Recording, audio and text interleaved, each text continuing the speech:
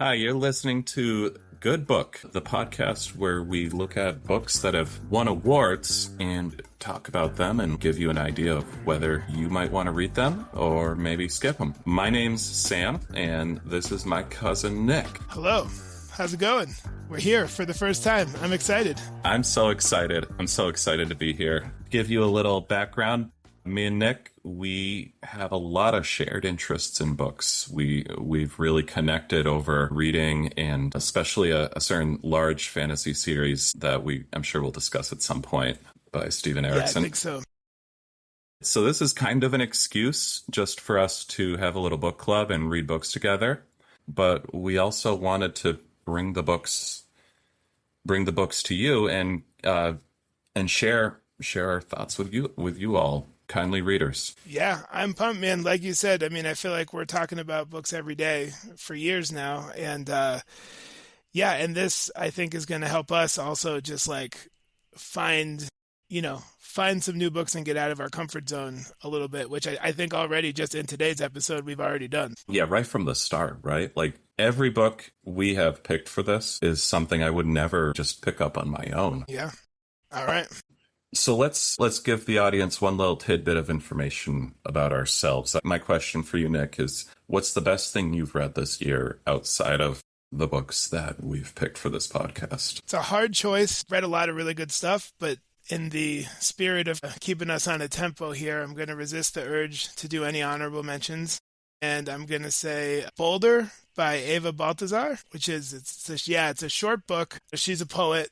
And the writing's really, really, really, really good and rich, and it's definitely more of a window than a mirror, not a lot in there that I like directly relate to, but I think getting other perspectives is a big reason why I like to read. So yeah, I would definitely recommend that. I'm going to read some more of her stuff for sure. What's it about? If you can tell me without spoiling things. Yeah, no, for sure. It's about it's a woman who is kind of a loner, and like very much being independent and marching to the beat of her own drum is very important to her. And she takes a job cooking on a boat, an oil tanker down in South America, and ends up meeting a woman and falling in love with her. And it's like a very, very deep kind of passionate love. And then they end up moving to Iceland together because that's where the woman she met has a job lined up, and then it's just sort of about her struggles through now having like made this move for this person when that goes against so much of who she is, and the sort of compromises she's making along the way, being in a new place, being in this relationship, and her working through that. So very different from what a lot of the stuff we've read together. But again, the writing's incredible. I feel like if the writing's good, I could read anything. That's always the most important thing for me. Yeah. That's cool. That feels a little on topic for today's episode too. Yeah. What about you? Let's hear it. Yeah. So this one it's fairly well known at this point, but I was pretty late to coming to it because I found it intimidating. Demon Copperhead by Barbara Kingsolver, which I believe you've read, right? I read it this year also, yeah. You read it this year too? Oh, man. Yeah. I listened to the audiobook. Fantastic audiobook, first off. And for the audience, it's a retelling of David Copperfield in Appalachia, I believe Western Virginia. And it's the story of a kid growing up there in the 90s and dealing with poverty and the opioid epidemic. And first of all, it was just very well written. It's a beautiful, sad story. I don't know if I'd want to read it again, but it's one of those books that just sticks in your bones. And you just think about it once in a while. For sure. My dad calls it a modern American epic, or modern American novel, something like that. Yeah, it has that feel. It absolutely has that feel. All right, I think we should kick into the book. Yeah, let's do it. Want to tell us what's the book for this week, Nick? This was your choice. All right. So for this week, we've got Godmother Night by Rachel Pollack, which was the winner of the 1997 World Fantasy Award. Okay, so 1997. What is the World Fantasy Award? So the World Fantasy Award is it's a set of awards given every year for the best fantasy fiction. It's put on by the World Fantasy Convention. And there's a series of categories. Hmm. One of them is the best novel, and Godmother Night won, and it was up against some pretty stiff competition. Not sure if you're familiar with the book Game of Thrones by George R. R. Martin. Shit. Yeah, Yeah, yeah. but that I love was that book. yeah, Locust winner from that year, and that was one of the contenders. And Godmother Night won. So in a tough field, it came away, and it was a book I've not heard of, and an author I had not heard of, and it definitely sounded interesting. It was like okay, well, Game of Thrones won the Locust. I don't think we can have a conversation.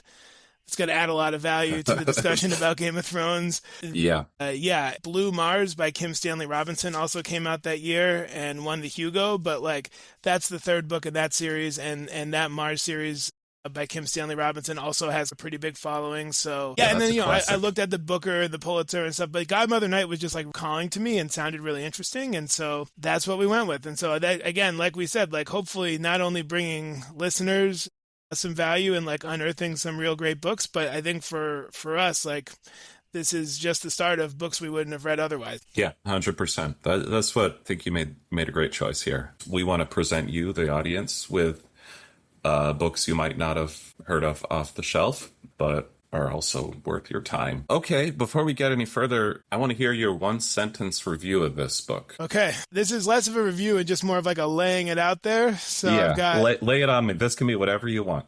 in a world where connections are dwindling, there are forces beyond our recognition guiding us along our path. They wear red leather and ride motorcycles. That's what I got. Okay, first off, that's two sentences. So, I used a semicolon. oh, yeah.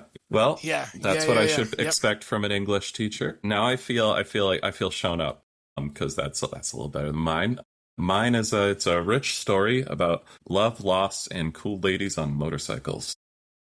Okay, we've got some overlap though in some places. Yeah, yeah, definitely with the motorcycles at least. Yeah. All right, before we dig into the book itself, I want to learn more. I want to know more about the author and the context of this book. Can you tell me about that? Yeah, 100%. And this is a case, I think it's often the case, and it certainly will be with a lot of the books we've chosen, but it's not always. But in this case, a good reader, learning about the author ahead of time, I think can really help Hmm. you understand, um, understand what's underneath the story. And that's 100% true in this case. Rachel Pollack is like infused into this story completely. So here is Rachel Pollack's life story, right? She's born in Brooklyn in the 40s to an Orthodox Jewish family. And Judaism is something that would be a really key part of her life for her entire life. She said someone asked her when she was much older, had she ever been a good little Jewish boy? And her answer was that I was always Jewish even when I thought I wasn't, and I was never a boy even when I thought I was. So she grows up in New York, eventually moves to Poughkeepsie with her family, which is a really prominent setting in some of her other novels. When she's 25, she comes out as trans and comes out as a lesbian, both to her students at SUNY Plattsburgh and to her family and her sort of community in Poughkeepsie and her partner at the time. And then she moves to Europe, and she starts off in London, becomes very active in the gay liberation front in London, very active organizing, doing a lot of writing for social movements, for the gay liberation front movement, for feminist movements. She's also very involved in alternate spirituality communities, learning a lot about mysticism. And during this time, she co-authored, depending on where you look, either the first or one of the very early impactful trans manifestos and it was printed through the gay liberation front. Don't call me Mister, you fucking beast. Yeah. That's a fantastic title. Yeah. Oh my God. She is a really kind of a key figure in a lot of these movements. And again, we're talking about the early 70s here. And there's multiple, after she died, I could find a lot of obituary articles after she passed with people just talking about her being like, I believe the one that really stuck out to me was a crystallizing force, but a lot of people talking about her really being at the forefront, particularly of the trans movement there. She ends up moving to Amsterdam, and lives there for a while, and that's where she undergoes her gender reassignment surgery. And in 1980, she pens what is by far her most famous, most popular, most well-read book, which is called The 78 Degrees of Wisdom. And this is about tarot. And depending on where you look, like this is like step one for many people with tarot. Many people even refer to it as the Bible of tarot. And, this is not an area where I think either of us have a lot of expertise. But the idea is essentially she's taking what was before seen as primarily like a fortune telling or future prediction kind of tool, and she's instead looking at it in kind of this Jungian sort of framework of these archetypes that are part of our collective consciousness in the cards, and putting that together with your intuition to guide you in a spiritual journey of self-discovery. There's a lot of themes about death of the old self and going through these spiritual transformations and rebirth. Yeah. And I think when we talk about the book, that'll be something that we really see a lot. She's written 20 nonfiction books on the topics of various spirituality topics, mysticism topics, etc. She wrote a book called The Body of the Goddess, which really traces sort of the roots of goddess worship, which is a part of this book. She came back to the U.S. in 1990. For about 2.5 years, she was the author of the DC comic Doom Patrol, and is really seen as like a really brave voice in the comic book space. Talked about a lot of issues of sexual identity and a lot of feminist issues that really weren't being seen in comic books up until that time. She gave us the first, again, this is some coming from sources. I'm not saying this with any authority, but the first trans superhero named Coagula, whose superpower was being able to change objects, basically change their state from like solid to liquid, liquid to solid. Okay, so we're seeing a through line there. And she also, so I actually read the first issue that she wrote of Doom Patrol. There's also Coagula's nemesis is this villain called Codpiece.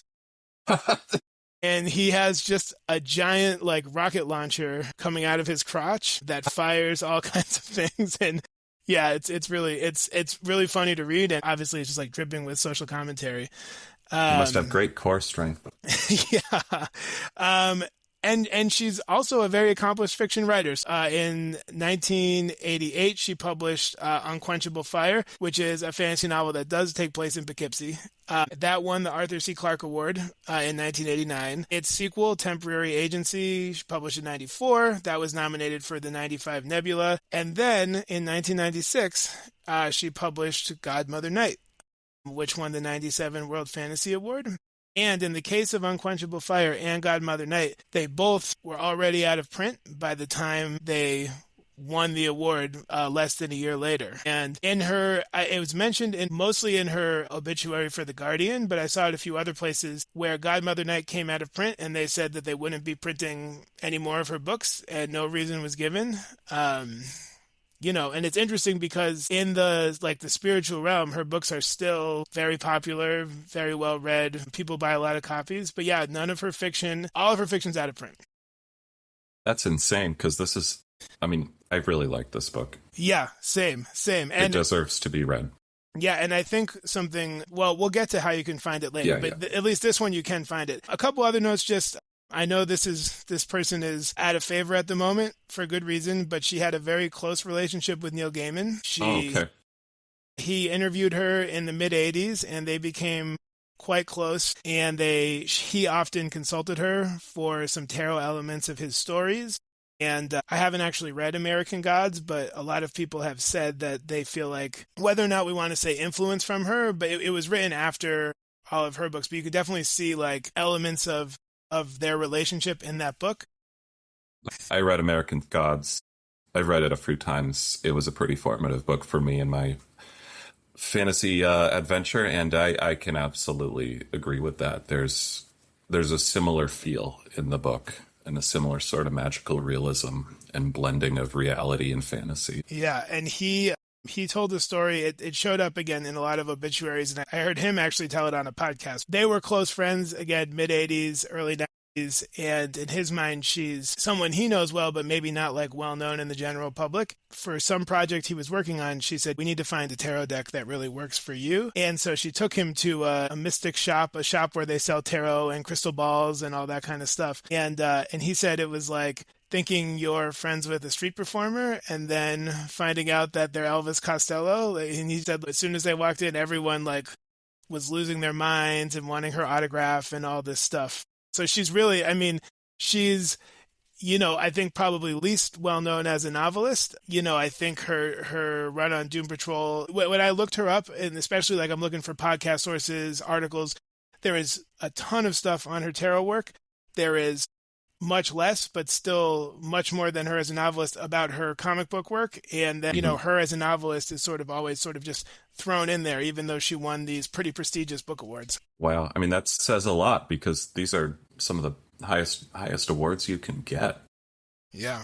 I guess I have to check out some of her other work. Yeah, no, absolutely. I certainly plan to. Yeah.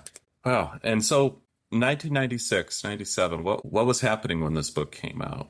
Yeah, so 1997, we are headed full speed into the dot-com era. Got AOL. Everyone's got the AOL startup CDs. People are getting onto Instant Messenger. We've got this cultural shift towards some of these like annoying cultural phenomenons. So like, the leader at the box office that year was Titanic.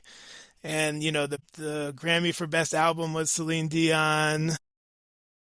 Titanic and Celine Dion, classic annoying cultural phenomenon. That tells you all you need to know, right? The biggest news story was Princess Diana died that year, obviously, tragically in a car crash. Candle in the Wind by Elton John was the number one single. And, the Notorious B.I.G. was killed in a drive-by less than a year after Tupac was killed. And so Missing You by Puff Daddy was the number 3 single on the box office. Spice Girls were huge. Spice Girls had their second album in a row. Their first one was in 96. This one was in 97. The UK handed Hong Kong over to China after 156 years. So that's pretty major. Yeah. We had the Heaven's Gate mass suicide after the Hale-Bopp comet. So, that was a good time. Yeah, I think it was like 39 people in California. And on a personal note, a couple positive forces pushing back on some of that, like, I don't even know what the word is, like bloated cultural phenomena. We had the Wu-Tang Forever album, and they had the iconic single Triumph. That song was 5.5 minutes. It had no chorus, and they pushed it out anyways. And it was also the year that was the year that South Park debuted. And, obviously I think we both are big fans. Yeah, so that's 1997. Very cool. All right. Well, I think it's time we actually talk about the book. Yeah. This is what the fans they're waiting for this. This is what they want. Yeah, so I would say this is not like I think when people imagine something that would win the World Fantasy Awards, I don't necessarily know that this is what they think, right? Yeah, no. So just a quick genre note within fantasy for people is if you, I think honestly, mostly think of high fantasy, where there's an entirely other world, right? So your Game of Thrones, your Malazan Book of the Fallen, et cetera, et cetera, et cetera. We've got surrealism, which is like your Kafka. I read The Invention of Moral this year. That was surrealism, where it's like the world is very like dreamlike and distorted. And there's a few, there are some like episodes like that in this book. But then we've got magical realism, which is, like 100 Years of Solitude, like Water for Chocolate, and Godmother Night, which is like we are in the world as we know it, and yet there are these magical elements happening within that world. Yeah.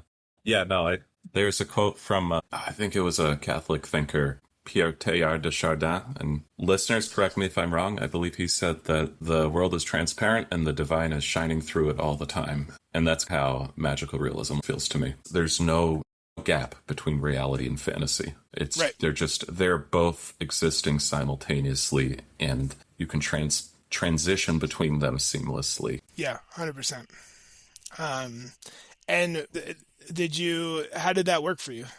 That was the biggest thing that stood out for me. It's completely effortlessly that Pollack, she steps between the reality of the story and the fantastical elements. They're both there. They're both real. The fantasy feels completely real. And what I really like about that from like a plot perspective and from a reader's experience perspective is that it creates this tension where at any moment you don't really know what's going to happen, or when something is going to turn different or strange. The characters could be going through their daily normal life, doing something on the college campus or going to the bar, and then something slightly weird happens. You don't even know it's weird at first, and then suddenly you're in the fantasy part. She does it perfectly. Yeah, this is this is a genre I love, and I would say obviously Godmother Night we'll get to whether or not we recommend it at the end, but I would say Like Water for Chocolate is another one readers should go out and find. That I love that book as well.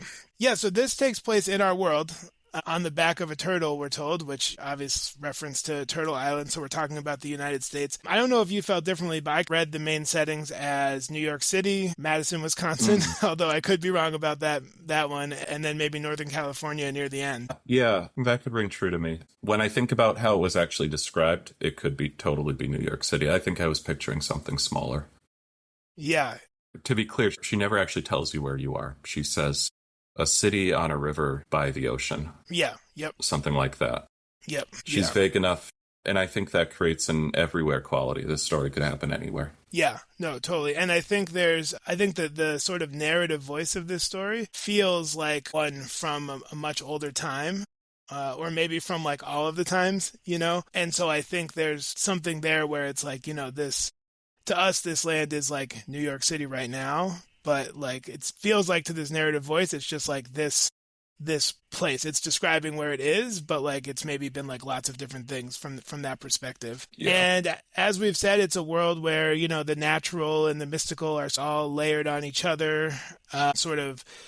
We kind of step in and out of them. It's told in 4 chunks, and there's sort of time lapses in between those chunks, and we're getting different main points of view in those chunks. I've heard some critiques of people saying that to them that felt a little bit disjointed.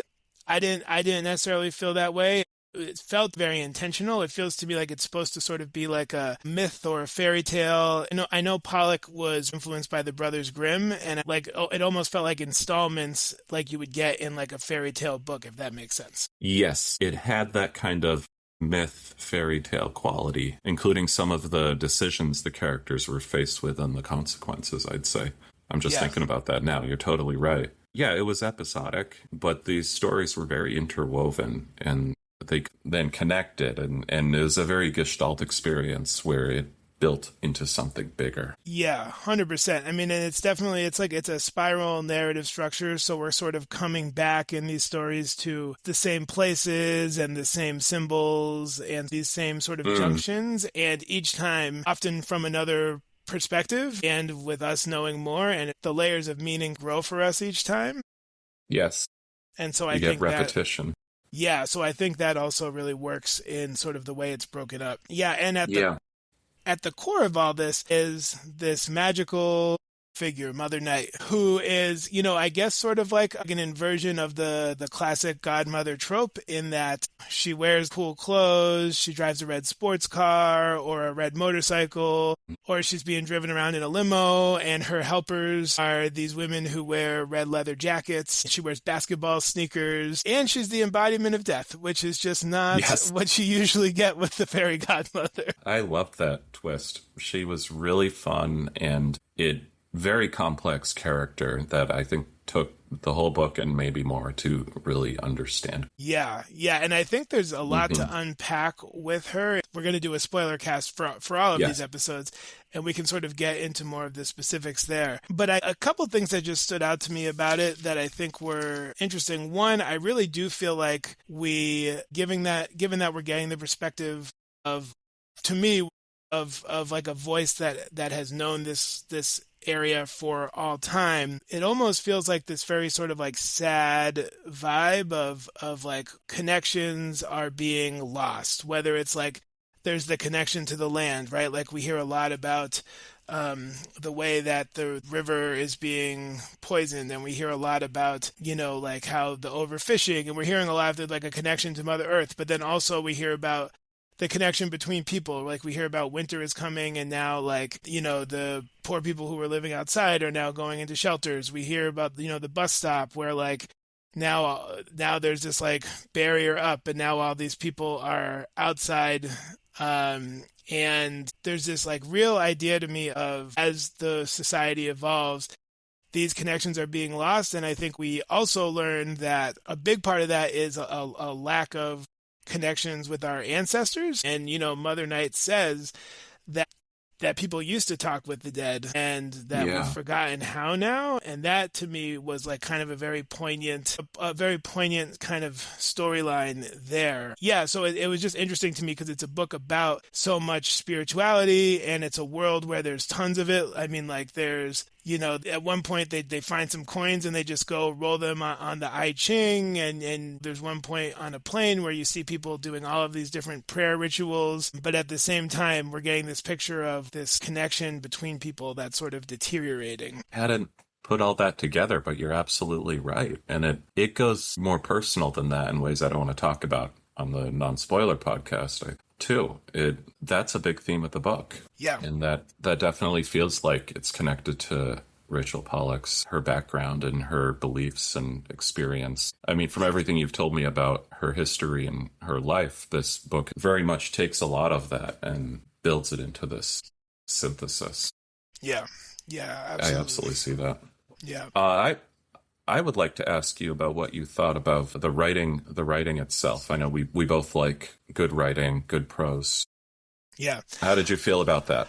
I loved it. I thought it was really, it felt very unique. First of all, I would say, I feel like she's got a really unique voice and style. Like the way it was a fairy tale and it felt that way a lot of the time. It was very like lyrical and kind of like light. But it's also, like you felt a lot of dread sometimes. And just this, like it felt like a fairy tale. Again, the Brothers Grimm being a big influence for her. Like it's a fairy tale, but it's also very grounding. And look, maybe I'm applying a modern lens to it, but like when I think of a fairy godmother, I think of like the Cinderella movie, right? Where it's like, now I'm here and you get everything you ever wanted. And then, like we have this quote from Mother Night, did you think you could change the way something is meant to happen without pulling on the possibilities for something else? Did you think you could open a locked door without the wind slamming shut another door in return? And so it's just this idea of like, it feels like a fairy That tale, gives me but chills. Yeah, but also like everything still needs to be in balance and there's sort of all of these, it's still very much grounded in like reality in a way that it's kind of jarring. And I thought the writing was really immersive. And I know you and I both talk about how we don't like things to be explained to us. Yeah.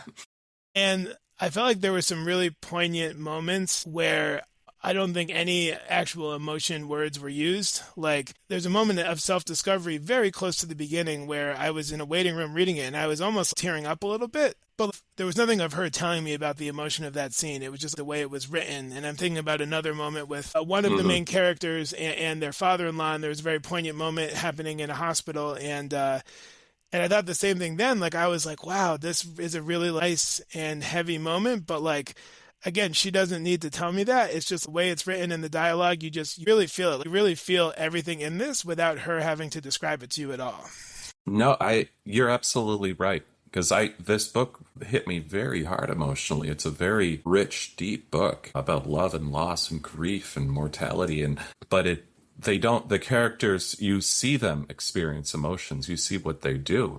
But Pollack never tells you what's going on. You just figure it out. And on the suspense and the dread thing, that I just want to spin off that. I really felt that. I remember remarking that at the time in certain scenes. There's this drip by drip building of suspense where something's going to happen, and it's very subtle and very slow, and kind of with the way there's a lot of interwoven motifs in this story.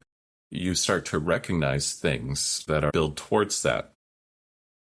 Certain details in the writing, like she clues you in, and she leaves you all the breadcrumbs you need to figure out what's going on and to understand the story. And that's a hallmark of a great writer to me. Yeah, and much in the way that we feel all those things without her having to spell it out. Things don't always happen in this like perfectly sharp pointed way. Like there are a lot of things in the story that make a lot of sense to me, but there's also a lot of things where I'm like, okay, some of this is a little fuzzy, right? But it doesn't feel like it's in a sloppy or a careless way. It just feels like it's dealing with really complicated stuff. And in life, things are not always clear. And so like sometimes in books, it's like these very complex things with deep character dynamics and death and stuff. And in the book, it's very cut and dry.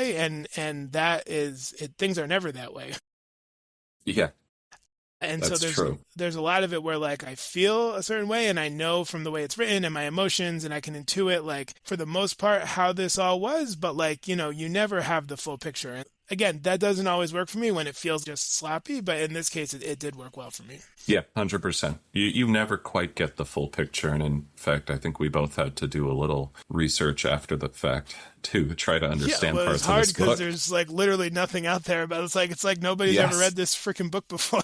it's insane. Yeah, I think everyone should read this book. But I was going to ask about characters. I feel like we just talked about the characters.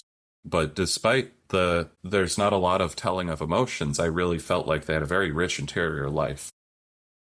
Yes. Like you really got to know the characters, right? Like they felt very real. They felt like real people Yeah, yeah, for the most 100%. part. Yeah, Maybe and not all of them. yeah. But at least like at least the ones that totally exist in the like physical world, I agree with you. Yeah. Yeah, and they're flawed in ways that are really relatable, and you connect with them right away. Like when I said I was emotional right at the beginning in the waiting room, like that's not a character that I have a lot of in common with, but like man, I was sucked right into her story and I was like feeling like I was like experiencing that the way that she was. And again, so I think that the fact that she can write so well and so immersively really connects you to the characters, and then the fact that we get those POV switches for the different sections, and these characters, and then in those sections they're doing things that are connected to the Yeah. POVs we've already experienced. It really builds nicely. Yeah, it builds and it's like you said, it's this spiral story where there's echoes of the past characters and they're rippling forward. That's the powerful fuzziness I'm talking about right there. Yeah, there is a fuzziness there where Yeah. I feel like with a background in tarot and the Kabbalah and other forms of mysticism, with a richer background in there, I would understand certain things in this book better. But you don't need to be an expert in tarot to understand this. Yeah. Um, should we like make a ruling here? Yeah. What do you think? Do you think people should read this book now? Yeah, I do. This book is a treasure, man. This book, like people need to be reading this book. I have literally, I'm not making this up. I have literally been writing emails to like small indie publishers being like, you need to read this book and then you need to print this book. Like, what are we doing? That's amazing. Yeah, it feels very timely. Okay, well, I think we need to give it a rating. So let's say candles. Out of 1 to 5 candles, how many would you give it? I'm giving it 5 candles for sure. All Nice. full, really like well Fully lit lit. candles, fully lit candles. Let's Yeah. just burning for a while. Yeah. Yeah. They're going to be burning for a long time. Yeah, and I think that everyone can get something from this book. To me, it hits on this idea of like self, transformation, and the idea that like things are not permanent. Transformation is part of life, and that how you have to embrace that, and the strength that comes with that, the resilience that comes from that. Like I think that's all there. Yeah. I think it's all a lot of stuff everyone can probably relate to. Yeah, it's fantastic. What about you? 5 long burning candles for sure. And that's a reference you'll get when you read the book. I think anyone should read this book. In terms of people who shouldn't, I don't know who I would tell not to read this book. It's really, for me, it's a book that's ultimately about mortality than grief, and those are universal things. The fact that it's about lesbians, it's that is important. It's mortality, grief, loss. These are universal emotions, and anyone who's experienced loss in their life, and we've all experienced loss, this is going to resound with them. Yeah. Yeah, so get it. And in terms of how you're going to get it, because we've told you that it's out of print, you're going to have a hard time finding a physical copy, although obviously, your used bookstores, your used book websites, it's out there. But SF Gateway has preserved so much great sci-fi and fantasy, primarily through ebooks. And so you can get this ebook. I mean, I got it in the Kindle store for $1.99. You can get it pretty much any place where you can get ebooks. And, it almost looks like it's like a Cliff Notes or something. Like it's just like a yellow cover and it says Godmother Night, Rachel Pollack, and SF Gateway up in the corner. But that's it, man. This is my mission, man. If you're listening to this, read this book and then start reaching out to people and being like, hey, we need to publish this book. All All right, everybody, you can check out our spoiler cast. We're going to have it as a separate episode, so you don't need to worry about accidentally catching any spoilers if you don't want to. Nick, do you want to tell us what the next book we're reading is? I sure do. So, the next book is Sam's pick, and it is called Silver Street by E. Richard Johnson. I believe this one was published in 1968? 68. It got the award at 69. Won the award in 69. Yeah. And I believe it was the Edgar Allan Poe Award for Best New Novelist. That's right. And fun little preview. This award was written by a man who was doing serious time in prison for murder and armed robbery. Yeah, and this is a crime novel, and hopefully we're trying to really give you a variety here and be mindful of that when we're picking. So I'm excited to discuss it. Yeah, same. All right.